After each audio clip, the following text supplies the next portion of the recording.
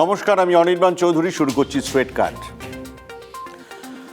আগামী লোকসভা নির্বাচনে বাংলায় কি হতে পারে বা না পারে সেসব নিয়ে গতকাল আপনাদের সঙ্গে কথা বলেছিলাম, কিন্তু তার আগে দুটো গা ঘামানোর ম্যাচ আছে, গুজরাট ও হিমাচল প্রদেশ।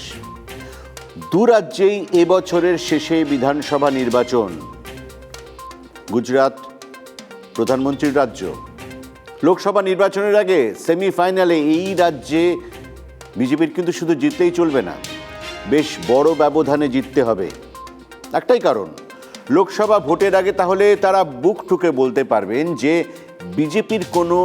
বিজেপির বিরুদ্ধে কোনো অ্যান্টি ইনকামবেন্সি নেই, বরং যা আছে তা হলো প্রো ইনকামবেন্সি।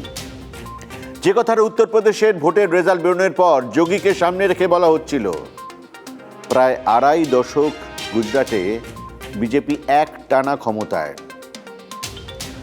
গত বিধানসভা নির্বাচনে কংগ্রেস সে রাজ্যে কিন্তু ভালো লড়াই দেয়। বিজেপির আসন সংখ্যা নেমে আসে 100-রও নিচে। যদিও পরে কংগ্রেস বিধায়কদের অনেকেই স্বাভাবিক নিয়মেই বিজেপিতে চলে যান।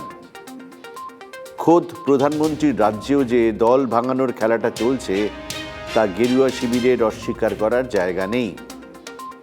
এর মধ্যে আবার মুখ্যমন্ত্রীও বদল হয়েছে। বিজয় রূপানীর জায়গায় এসেছেন প্যাটেল নেতা ভূপেন্দ্র প্যাটেল। বোঝাই যাচ্ছে যে গুজরাটে সূচাগ্র মেদিনীও ছাড়তে নারাজ বিজেপি।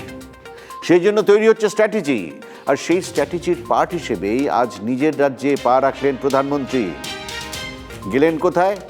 সৌরাষ্ট্রে। বিজেপি নেতারা দাবি করেন তারা উন্নয়নের রাজনীতি করেন, যে রাজনীতির সামনে ভেসে গেছে জাতপাত ভিত্তিক রাজনীতির পুরনো ট্রেন্ড। সত্যি কি তাই? হার্দিক প্যাটেল ভোটের আগে কেন কংগ্রেস ছাড়লেন? তার কাছে বুঝি বিজেপির কোনো অফার নেই? সে অফারে কোনো হিসেব নেই? হার্দিকের মন পাওয়ার পেছনে জাতের অঙ্ক নেই? এসব প্রশ্নের উত্তরে নেতারা যদি এক কথায় না বলে দেন তাহলে কিন্তু আমি মানতে পারবো না। কম বেশি 15% জনসংখ্যা, কিন্তু গান্ধীনগরের পাওয়ার করিডোরে তাদের প্রভাব প্রচুর। পাতিদার সম্প্রদায় বা প্যাটেলদের কথা বলছি। হাতে জমি আছে, ব্যবসাও আছে, এবং প্যাটেলরা গুজরাটে কম বেশি সম্পন্ন জনগোষ্ঠী। 8-এর দশকের গোড়ায় তারা কংগ্রেসের পাশ থেকে সরে আসে, কারণ একটাই, সেই সময় থেকে গুজরাটে কংগ্রেস খাম রাজনীতি শুরু করে। খাম মানে KHAM, ক্ষত্রিয়, হরিজন, আদিবাসী, মুসলিম। এই রাজনীতি প্যাটেলদের একেবারেই পছন্দ হয়নি। তাদের সমর্থন যায় বিজেপির দিকে।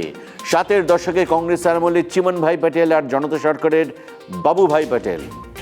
বিজেপির জামানা শুরু হওয়ার পর কেশুভাই প্যাটেল, আনন্দীবেন প্যাটেল এবং গুজরাটের বর্তমান মুখ্যমন্ত্রী ভূপেন্দ্র প্যাটেল, 5 প্যাটেল মুখ্যমন্ত্রী।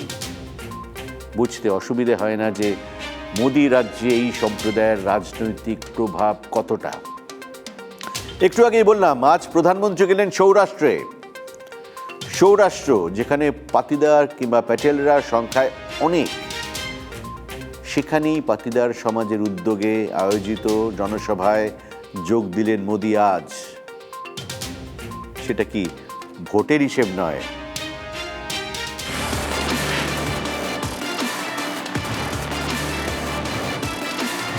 বছর শেষে গুজরাটে বিধানসভা নির্বাচন, প্রচার চালিয়ে যাচ্ছেন প্রধানমন্ত্রী নরেন্দ্র মোদী। হাসপাতাল উদ্বোধন, জনসভা, নানা সমবায় সংস্থার সঙ্গে আলাপ আলোচনা, ঠাসা কর্মসূচি, সবেরই লক্ষ্য পাতিদার ভোট, যারা বরাবরই গুজরাতের রাজনীতিতে প্রভাবশালী বলে পরিচিত। গুজরাতে প্রায় 15% পাতিদার ভোটার, যাদের বড় অংশের বাস সৌরাষ্ট্র অঞ্চলে। সৌরাষ্ট্রের প্রাণকেন্দ্র রাজকোটেই হাসপাতাল উদ্বোধন, জনসভা করলেন প্রধানমন্ত্রী।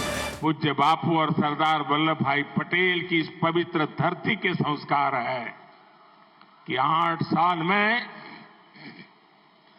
गलती से भी ऐसा कुछ नहीं होने दिया है, न ऐसा कुछ किया है जिसके कारण आपको या देश के किसी नागरिक को अपना सर झुकाना पड़े।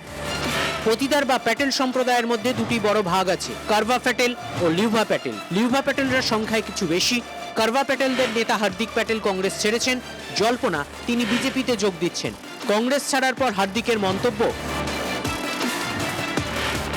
রাহুল গান্ধীকে সমস্যার কথা বলতে গেলে দেখা যায় তিনি মোবাইলেই ব্যস্ত।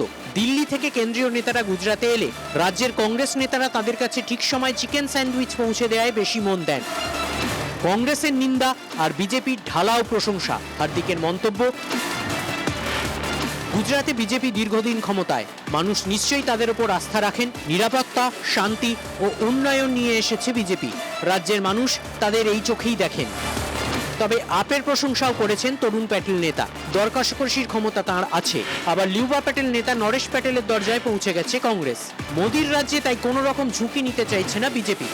2.5 करोड़ से अधिक गरीब परिवारों को बिजली कनेक्शन, 6 करोड़ से अधिक परिवारों को नल से जल, गरीब की गरिमा सुनिश्चित करने के हमारे कमिटमेंट के ये प्रमाण है, प्रमाण साथी। কংগ্রেসের দাবি, পতিদার আন্দোলনের সময় হার্দিকের বিরুদ্ধে যেসব মামলা দায়ের হয় সেগুলি আস্তে আস্তে তুলে নিচ্ছে বিজেপি সরকার। এই শর্তেই বিজেপির সঙ্গে তাঁর ডিল হয়েছে। পতিদারদের কাছেও যাচ্ছে বার্তা। পতিদার সমাজের উদ্যোগে জনসভায় যোগদান করলেন প্রধানমন্ত্রী। এই বার্তাই এদিন আরও স্পষ্ট হলো। Bureau report, TV9 Bangla.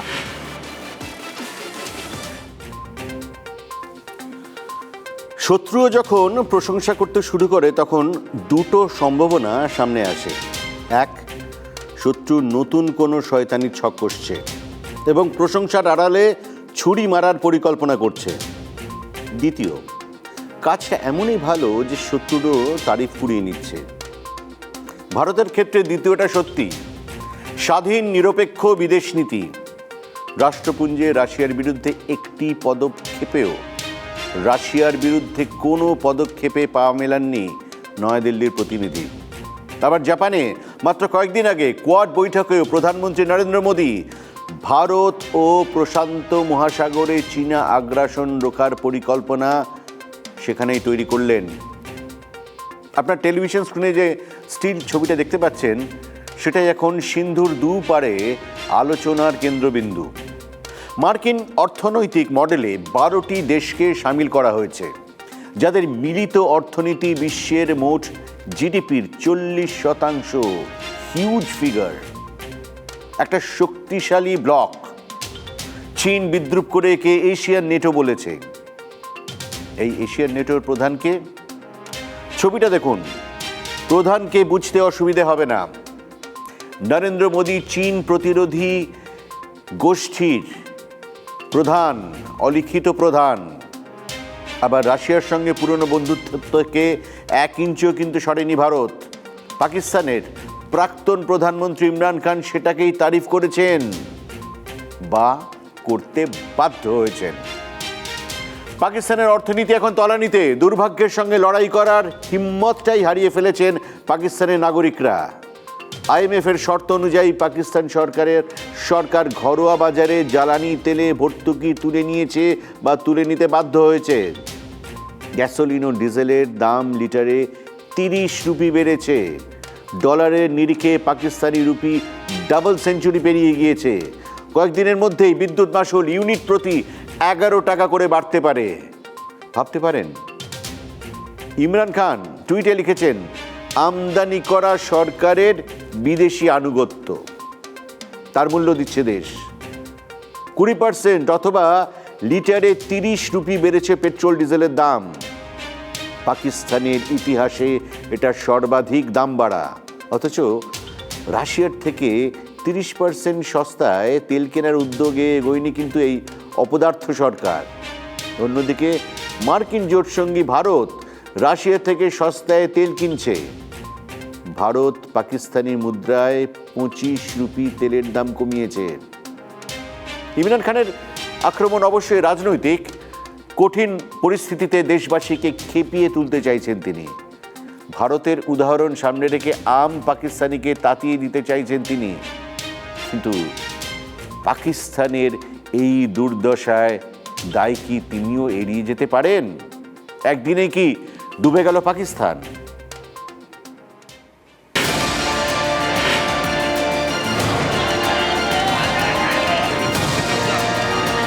ভারতের মাটিতে গায়ের জোরে বিদেশি সড়ক পরিকাঠামো, সামরিক অভিযানের প্রয়োজন হলো না, কূটনৈতিক চাপেরও প্রয়োজন হলো না।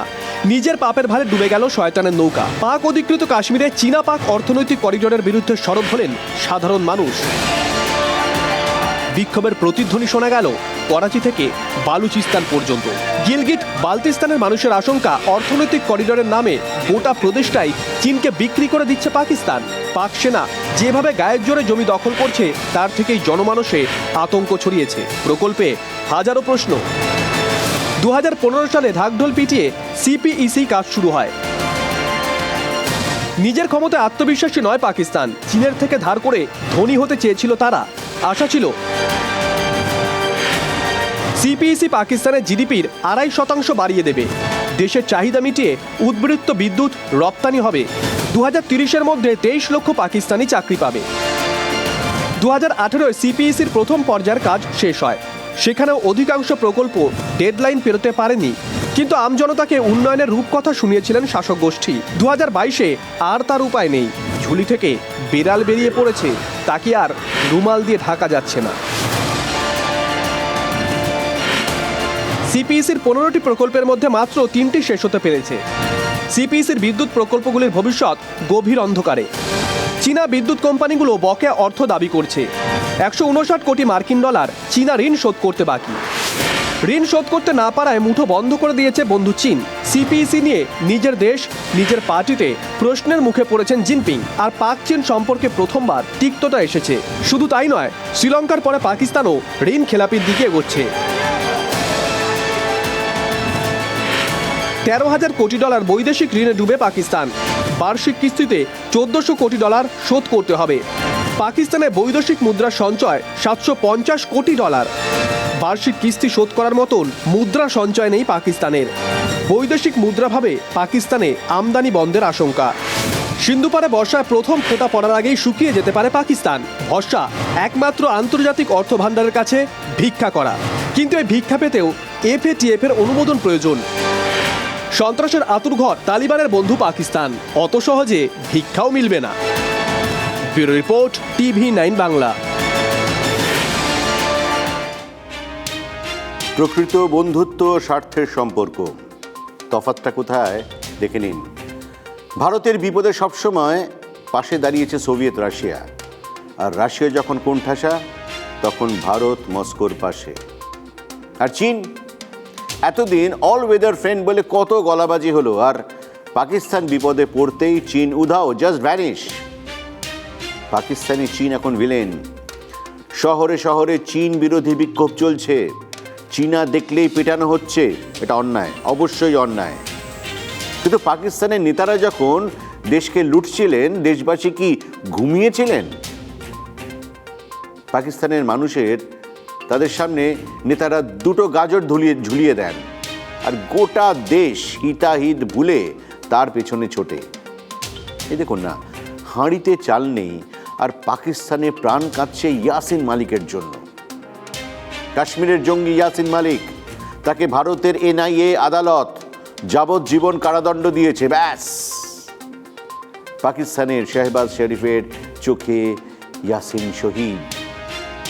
স্বাধীনতা সংগ্রামী ইমরান খান ও শাহবাজ শরীফ, কে বেশি ইয়াসিন প্রেমিক তার একটা প্রতিযোগিতা শুরু হয়ে গেছে।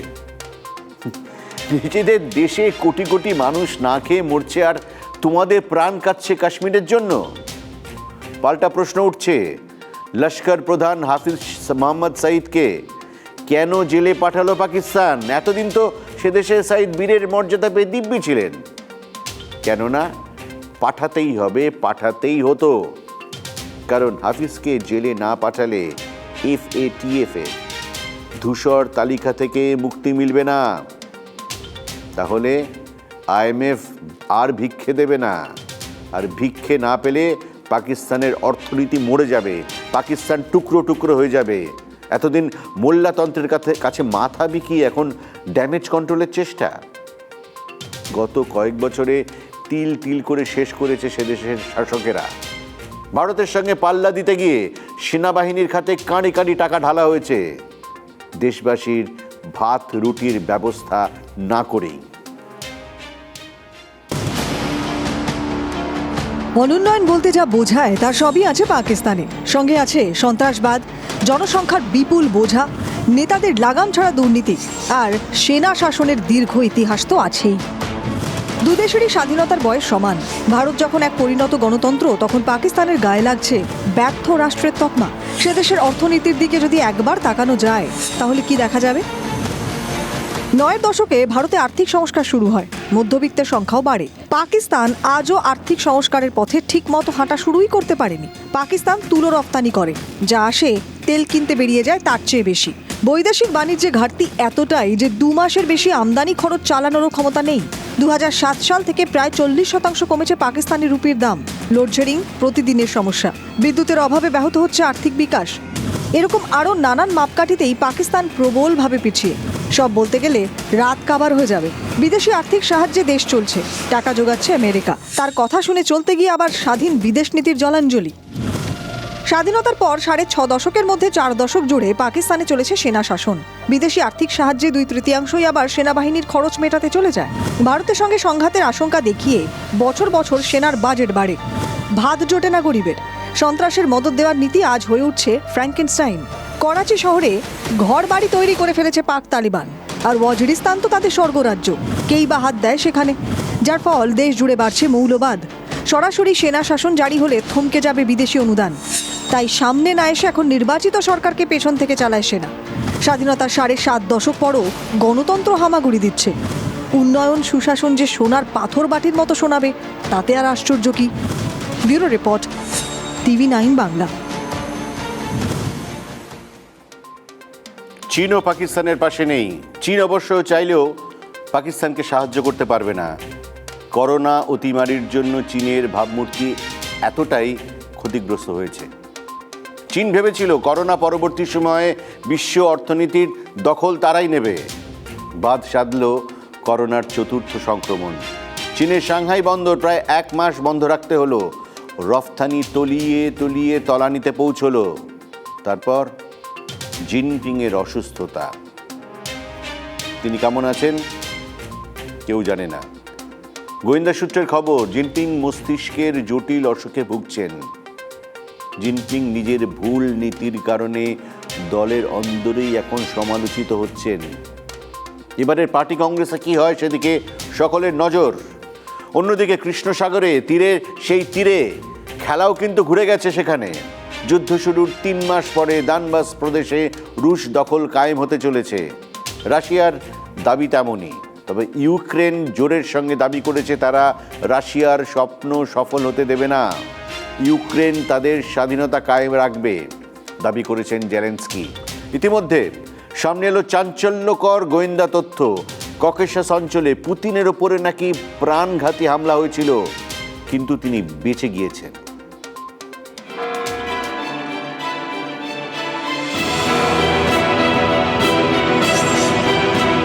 তার অসুস্থতা নিয়ে নানা রকমের জল্পনা।